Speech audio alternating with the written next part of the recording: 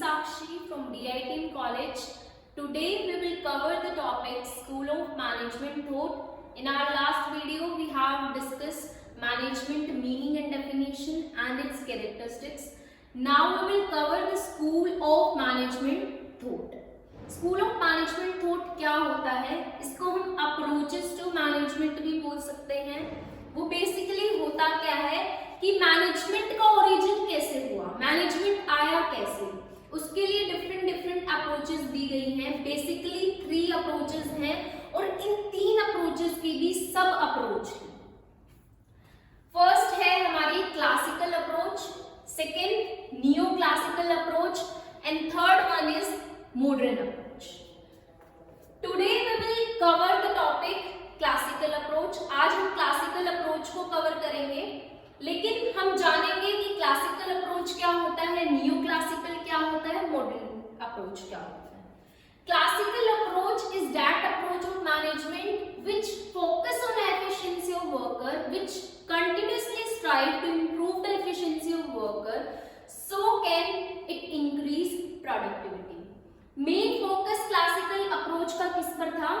Production पर, कि कैसे हम प्रोडक्शन को, कैसे हम प्रोडक्टिविटी को इंक्रीज कर सके, कौन से ऐसे मेथड्स, कौन से ऐसे प्रिंसिपल्स लगाएं जिससे हमारे ऑर्गेनाइजेशन की प्रोडक्टिविटी या प्रोडक्शन इंक्रीज हो. नियो क्लासिकल अप्रोच कब आया? जब क्लासिकल अप्रोच में कुछ ना कुछ लूप होल्स रह गए. नियो क्लासिकल अप्रोच की कमी को पूरा करता है. हमने देखा कि क्लासिकल अप्रोच सिर्फ प्रोडक्शन पर ध्यान देता है, लेकिन neo classical approach human relations को ध्यान में रखता है कि कैसे हम हार्मोनियस रिलेशनशिप एस्टेब्लिश कर सकते हैं ऑर्गेनाइजेशन में, कैसे एम्प्लॉय जो वर्क कर रहे हैं ऑर्गेनाइजेशन में वो सेटिस्फाई फील करें. मॉडर्न अप्रोच एक ऐसी अप्रोच है मैनेजमेंट की जो इन दोनों की कमियों को पूरा करता है, मॉडर्न टेक्निक्स लेके आता है जो कि हमारी मैनेजमेंट को इंप्रूव करता है. Now come to the classical approach. इसकी फर्स्ट सब अप्रोच है साइंटिफिक मैनेजमेंट. साइंटिफिक मैनेजमेंट होता क्या है? Scientific management refers to that approach of management in which work is analyzed scientifically and find the best possible way to do it. Scientific management वो approach है management की जिसमें work को scientifically analyse किया जाता है और देखा जाता है कि कौन सा तरीका बेस्ट है इसको करने का. साइंटिफिक मैनेजमेंट किसने दी थी? FW टेलर ने दी थी. इनको टेलर को प्रपाउंडर ऑफ साइंटिफिक मैनेजमेंट भी बोला जाता है. टेलर ने मिडवे स्टील कंपनी में यूएसए में एज ए लेबर काम किया था. उन्होंने अपनी ऑब्जर्वेंस से, अपनी मेहनत से वो लेबर से सीधा चीफ इंजीनियर की पोजीशन पे पहुंच गए और उन्होंने different principles and different techniques the management के लिए. उन्होंने पाया कि लेबर जितना काम करता है और जितना उसको करना चाहिए उसके बीच में गैप बहुत ज्यादा है. उस गैप को फिल करने के लिए उसने प्रिंसिपल्स दिए और टेक्निक्स दी. अब हम one by one in principles को, टेक्निक्स को डिस्कस करेंगे. फर्स्ट प्रिंसिपल है science of rule of thumb. Science of rule of thumb क्या कहता है कि जो भी एक्टिविटीज हम कर रहे हैं उसको बेस्ट पॉसिबल वे में, कि कौन सी एक्टिविटी किस तरीके से बेस्ट रिजल्ट देगी वो फाइंड आउट करना. और साथ में science of rule of thumb क्या होता है कि हमें कंटिन्यूसली एक टेक्निक्स पर स्ट्रक नहीं रहना. With the change in environment, with the change in technique हमें उसको अडॉप्ट करना है. नेक्स्ट पॉइंट है scientific selection and training of workers. जो वर्कर्स की ट्रेनिंग है वो साइंटिफिक तरीके से हो. जिस जॉब के लिए जो चीज रिक्वायरमेंट है, जिस ट्रेनिंग की रिक्वायरमेंट है वो ट्रेनिंग हम उनको दें. एंड साइंटिफिक सिलेक्शन हो. जब भी हम कोई भी नया पर्सन अपॉइंट कर रहे हैं ऑर्गेनाइजेशन में, उसका एक रैशनल सिलेक्शन हो,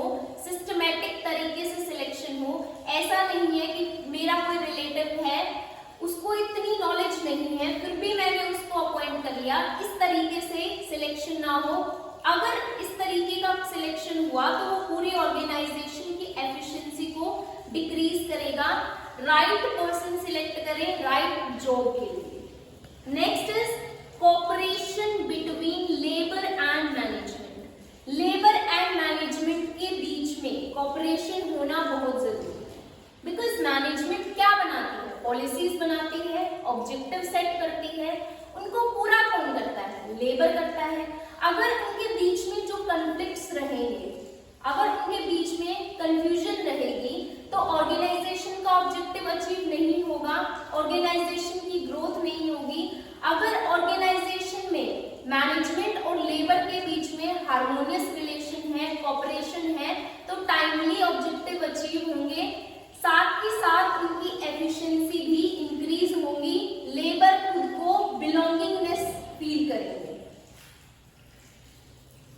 सो नेक्स्ट पॉइंट है principle of maximum output. Principle of maximum output क्या कहता है कि whether it is about labor, whether it is about management, both will continuously strive to achieve the objective of organization. दोनों को इस तरह से अपने फुलफिल एफर्ट लगा देने चाहिए ताकि ऑर्गेनाइजेशन का ऑब्जेक्टिव अचीव हो सके। Next is division of responsibility. Organisation में ऑब्जेक्टिव सेट किए जाते हैं, उन ऑब्जेक्टिव को पूरा करने के लिए एक्टिविटीज की जाती है, उन एक्टिविटीज का डिवीजन होना चाहिए। फॉर एग्जाम्पल ए पर्सन है सेल्स का काम करेगा, बी पर्सन है मार्केटिंग का काम करेगा, सी पर्सन है ह्यूमन रिसोर्स का काम करेगा। इस तरह से अगर वर्क डिवीजन होगा तो क्या आएगी, एक्सपर्टीज आएगी, साथ के साथ स्पेशलाइजेशन आएगी, एफिशिएंसी भी उनकी इंक्रीज होगी, साथ ही साथ इफेक्टिवनेस भी होगी, टाइमली गोल्स क्या होंगे, अचीव होंगे। So this is a principle of scientific management. Now come to the techniques of management. Techniques दी, कुछ tools दिए टेलर ने कि जिनसे हम क्या कर सकते हैं, लेबर की या वर्कर्स की एफिशिएंसी को इंक्रीज करते हैं। एक और बात बताना चाहूंगी कि साइंटिफिक मैनेजमेंट मेनली जो लोअर लेवल के मैनेजर्स हैं या जो वर्कर्स हैं उनके लिए है।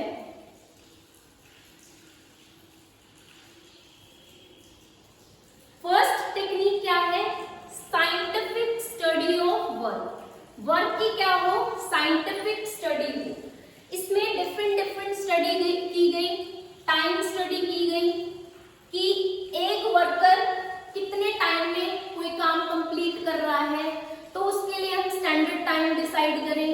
मोशन स्टडी की कि एक काम को पूरा करने के लिए कितनी मूवमेंट हो रही है कि अननेसेसरी मूवमेंट को हम क्या कर सकें, हटा सकें।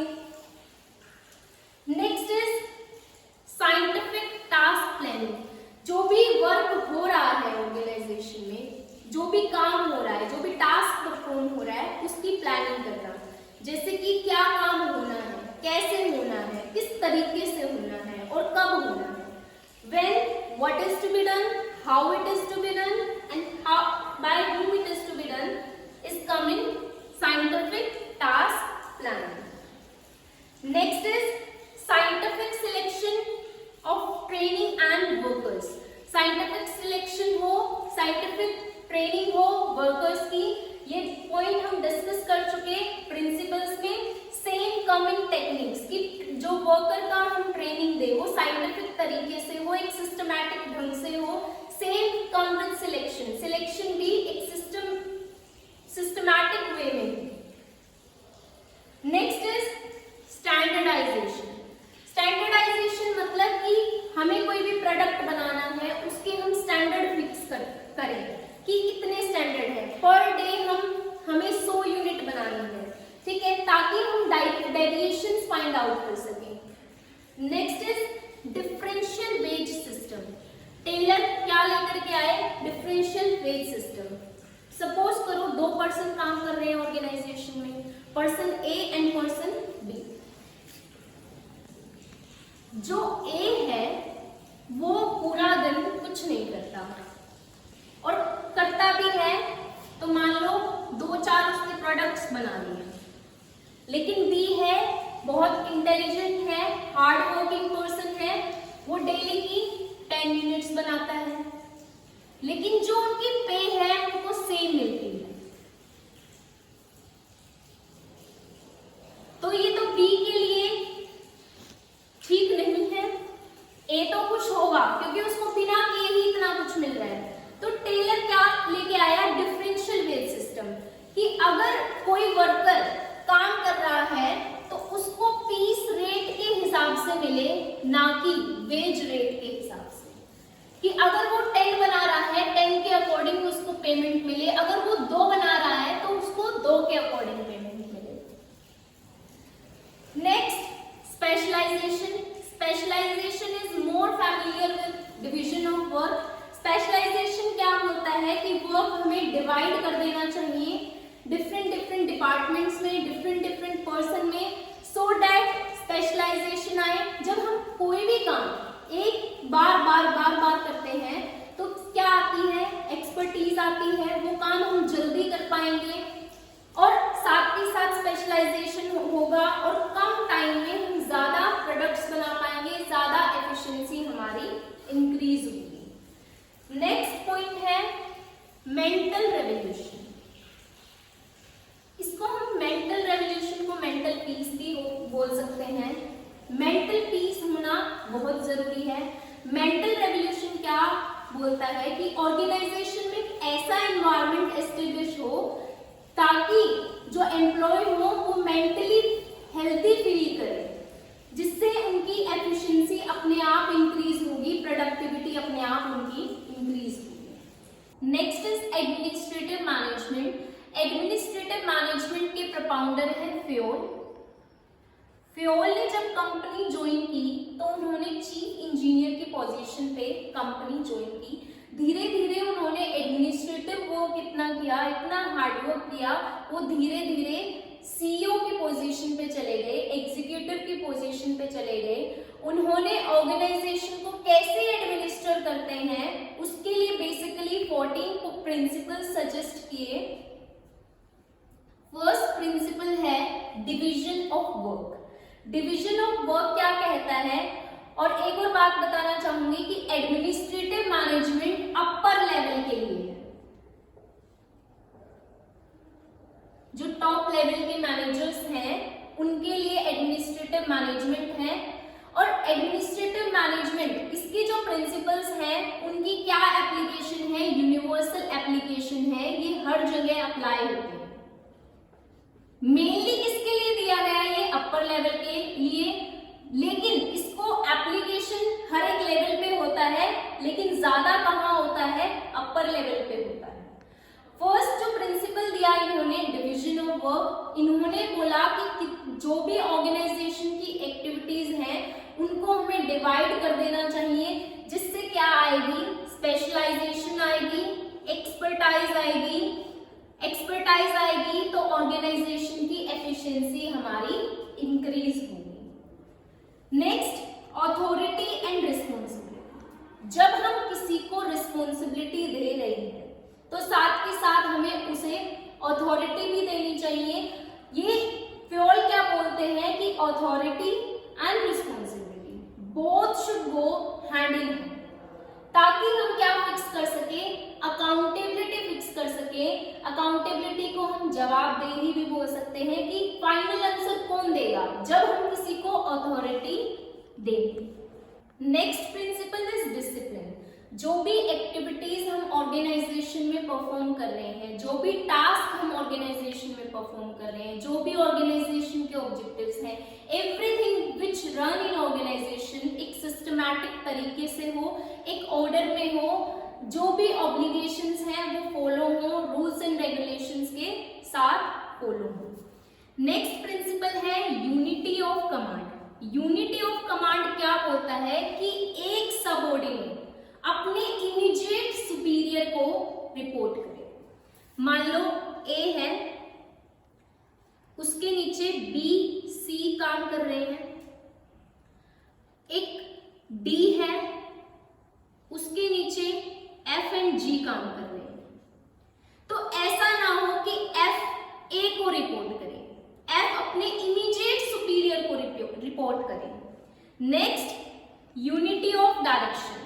यूनिटी ऑफ डायरेक्शन क्या कहता है, जो भी पीपल वर्क कर रहे हैं ऑर्गेनाइजेशन में, जो भी एक्टिविटीज हो रही है ऑर्गेनाइजेशन में, वो किसके फेवर में हो, ऑर्गेनाइजेशन के ऑब्जेक्टिव को अचीव करने के फेवर में हो, कि each and every activity run in organisation should be in favour of achieving the objective of organisation. Next principle क्या कहता है, general interest over individual interest. चाहे कोई एम्प्लॉय टॉप लेवल के पे काम कर रहा है या मिडिल पे काम कर रहा है या लोअर पे काम कर रहा है, वो ऑर्गेनाइजेशन के बारे में सोचे, ना कि अपने पर्सनल इंटरेस्ट के बारे में सोचे। फॉर एग्जाम्पल, मैंने देखा कि टॉप लेवल पे एक पोस्ट वैकेंट है, मैंने अपने रिलेटिव को बुला लिया, हालांकि उसको नॉलेज नहीं है, फिर भी मैंने उसको ऑर्गेनाइजेशन के लिए सजेस्ट कर दिया। मैंने ऑर्गेनाइजेशन के बारे में नहीं सोचा, मैंने अपने बारे में सोचा। लेकिन general interest over individual interest principle क्या कहता है कि हमें ऑर्गेनाइजेशन के बारे में सोचना है, एक सबके इंटरेस्ट के बारे में सोचना है, ना कि अपने इंटरेस्ट के बारे में। Next, fair remuneration. Fair remuneration दी जानी चाहिए। रेम्यूनरेशन किसी भी फॉर्म में हो सकती है, सैलरी की फॉर्म में हो सकती है, बोनस की फॉर्म में हो सकती है। इट मीन्स कि जितना वो पर्सन डिजर्व कर रहा है उसके अकॉर्डिंग उसको पे मिलनी चाहिए। Next is effective centralisation. Centralisation क्या होता है, जब कोई भी पावर किसी एक पर्सन के हाथ में हो। किसी भी ऑर्गेनाइजेशन में ऐसा नहीं होना चाहिए। ये फ्योल कहते हैं कि इफेक्टिव सेंट्रलाइजेशन क्या होगा कि कुछ डिसीजन टॉप लेवल मैनेजर ले, कुछ एम्प्लॉइज ले, मिलकर के एक डिसीजन ले। नेक्स्ट प्रिंसिपल है ऑर्डर। जितनी भी एक्टिविटीज हैं, वेदर रॉ मटेरियल है, लेबर है, मैनेजमेंट है, एक ऑर्डर में काम करें, एक सीरीज में काम करें। एक प्रोडक्शन हो रहा है, किसी भी गुड्स को हम प्रोड्यूस कर रहे हैं, उसको जो प्रोड्यूस करने में जो भी प्रोसेस है वो एक 1 by 1 ऑर्डर में चले, सीरीज में चले। कोई भी रूल्स, कोई भी डिसीजन पास आउट हो रहा है तो पहले टॉप लेवल मैनेजर, फिर मिडिल लेवल मैनेजर, फिर lower level manager and then workers. ऐसा ना हो कि टॉप लेवल मैनेजर सीधा जाकर के लोअर लेवल मैनेजर को बता रहा है। Equity. Equity means every person in the working in organization should treat each other equal। सब अपने आप को ह्यूमन बीइंग्स ट्रीट करें। ऐसा ना हो कि टॉप लेवल पे जो काम कर रहा है वो अपने आप को सुपीरियर फील करे और लोअर लेवल के मैनेजर्स को एक्सप्लॉइट करे, on the basis of caste, religion, एक दूसरे के साथ कंफ्लिक्ट करे। नेक्स्ट प्रिंसिपल है stability in tenure of employ.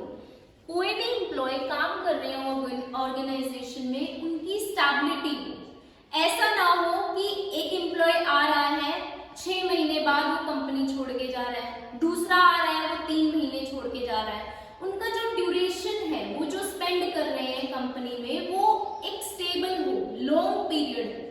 इस तरह से हमें सिस्टम को क्रिएट करना चाहिए, इस तरह से हमें अपनी पॉलिसीज बनानी चाहिए जिससे जो एम्प्लॉय है उनकी स्टेबिलिटी बनी रहे ऑर्गेनाइजेशन में। नेक्स्ट प्रिंसिपल है इनिशिएटिव। ये प्रिंसिपल क्या कहता है कि जो भी एम्प्लॉयज काम कर रहे हैं ऑर्गेनाइजेशन में, वो बिलोंगिंगनेस कब फील करेंगे, जब उनसे सजेशंस लिए जाएंगे।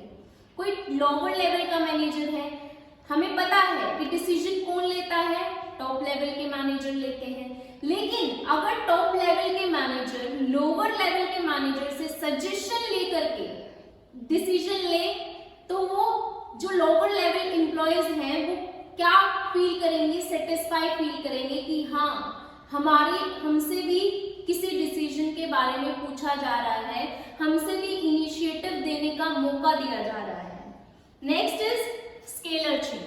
स्केलर चेन क्या बोलता है कि जो भी रूल पास होंगे वो टॉप टू बॉटम होंगे एंड जो भी सजेशन पास आउट होंगे वो लोअर टू टॉप लेवल होंगे। नेक्स्ट प्रिंसिपल है स्पिरिट डी क्रॉप्स। ये क्या बोलता है कि ऑर्गेनाइजेशन में एक ऐसा सिस्टम क्रिएट होना चाहिए, instead of using the word I use करने की बजाय हम किसका फील करें, किसको बोले, वी वर्ड को बोले, टीम स्पिरिट लेकर के आए ऑर्गेनाइजेशन में, एज अ टीम वो काम करे, ना कि इंडिविजुअल काम करे। Next, bureaucratic management. Bureaucratic management के प्रोपाउंडर कौन है? Max weber. मैक्स वेबर ने क्या कहा कि हमें स्ट्रिक्ट एडरेंस देनी चाहिए, किसको, कि एक फॉर्मल सिस्टम एस्टेब्लिश हो सके ऑर्गेनाइजेशन के अंदर। इनफॉर्मल रिलेशन को ये इग्नोर करता है। इन्होंने बेसिकली डिवीजन ऑफ वर्क कहा। डिवीजन ऑफ वर्क में पहले ही बता चुकी कि वर्क को डिफरेंट एक्टिविटीज को डिफरेंट पर्सन को असाइन करना, वो जब बार बार वही एक्टिविटी करेंगे, क्या आएगी? स्पेशलाइजेशन आएगी, एक्सपर्टीज आएगी, साथ के साथ क्या इंक्रीज होगी? एफिशिएंसी इंक्रीज होगी, टाइमली गोल अचीव होंगे। Next, clear hierarchy of authority. Authority की क्लियर हायरार्की हो कि सुपीरियर कौन है, सबऑर्डिनेट कौन है, किसको रिपोर्ट करना है। नेक्स्ट है सिस्टम ऑफ रूल्स हो रेगुलेशन में। Next, formal relation. ऑर्गेनाइजेशन के अंदर फॉर्मल रिलेशन हो, इनफॉर्मल रिलेशन इग्नोर हो। अगर मुझे सपोज करो ए के नीचे बी और सी काम कर रहे हैं, डी के नीचे एफ एंड जी काम कर रहे हैं,